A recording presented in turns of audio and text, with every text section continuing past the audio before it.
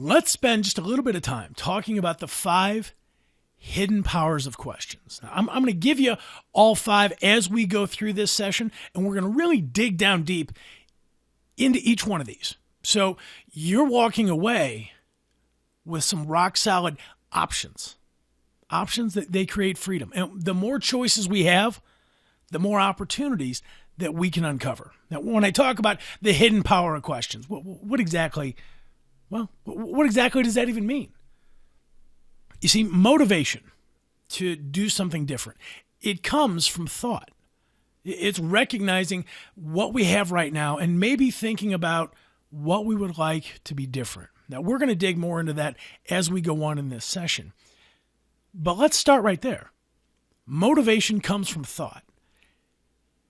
And when we start asking good questions, here's exactly what's happening. We're letting someone challenge for themselves what it is they have and inviting them to figure out, would you like something to be different?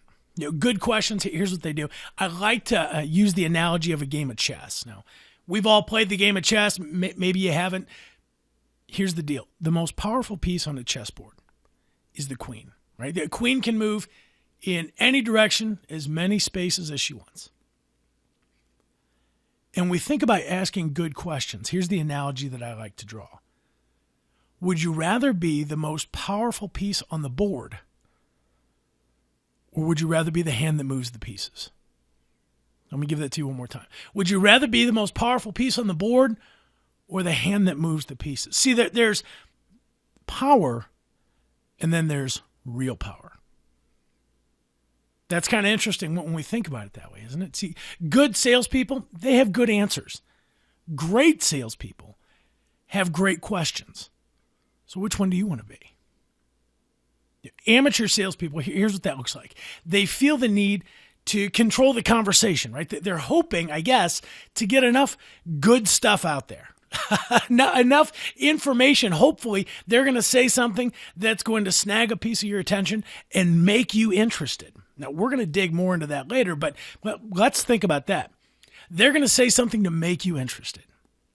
Trying to make somebody interested, it's like forcing someone to have fun. It's just not going to happen.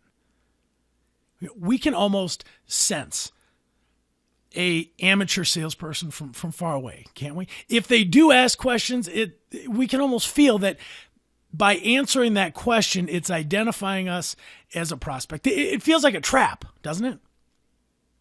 It can get very easy to get caught up in this idea of being interesting versus interested. Now, as we go through this course, Power, asking questions that open doors and create opportunities, we're going to dig into some specific things that you can say. But for right now, let's start with a 30,000-foot view and talk about some of the hidden powers that questions have. All right. Now, there's 5 of them. Is this the be-all, end-all list? Absolutely not. But in the last 15 plus years, these are the 5 hidden powers that I've seen whenever I have a chance to work with somebody one-on-one, or when I'm in a selling situation and I'm sitting across the desk from a good fit prospect. Now, here's the first one: control. Good questions will put you in charge of the conversation.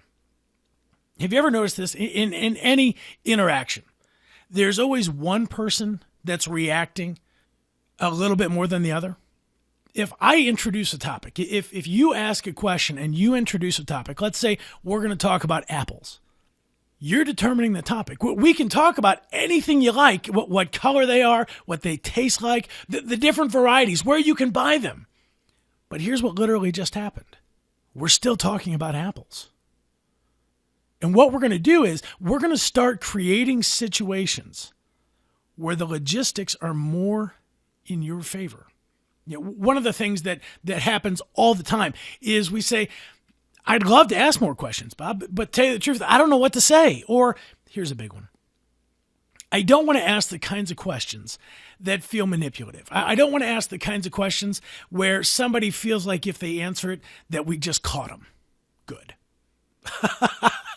We're not even going to coach to that. What you and I are going to be coaching to are giving you some alternatives on how to introduce a subject, how to bring up a topic and invite people to join in on the conversation as it relates to them. So the first hidden power of a question is it gives you control over what it is that we're going to be talking about.